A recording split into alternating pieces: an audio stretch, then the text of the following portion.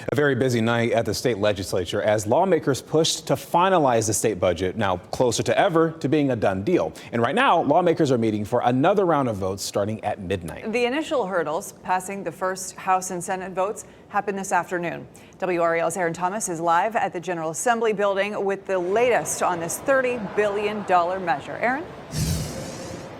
Yeah, Ashley, Chris, we're talking about some key highlights and elements in this bill. So we're talking about Medicaid expansion for more than 500,000 North Carolinians who need it. There's pay raises for state employees and tax cuts. But in this anticipated bill, there are elements that some other lawmakers and even the governor consider to be controversial. Months of intense negotiations along party lines in the General Assembly have finally led to a much anticipated budget for the state of North Carolina. We were able to perform CPR on Medicaid expansion once again. It was resuscitated, and that would allow us to get health insurance to more than 600,000 North Carolinians. Medicaid expansion, an element Governor Roy Cooper considers a positive part of the $30 billion budget. He didn't shy away from calling it a, quote, bad budget in many ways. It grossly underfunds public education. It provides tax cuts for the very wealthiest among us. It provides private school vouchers, which will end up hurting public education.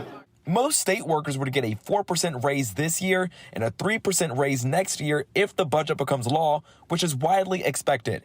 Wendell Powell, a state employee with 20 years at a correctional facility, says these raises are underwhelming.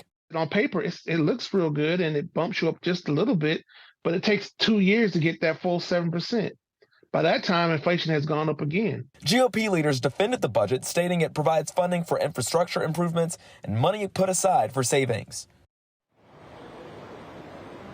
Now, there are many other provisions of this bill that we have listed on WRAL.com. There's one that actually stood out that state lawmakers can actually avoid providing records requests they don't want to comply with. Governor Cooper has not ruled out and said what direction he wants to take this bill if it hits his desk, but he can either veto it, sign it into law, or avoid it altogether for 10 days, which it then becomes law automatically. Ashley? We will be watching. I know you will. To Aaron Thomas, live in Raleigh. Thank you.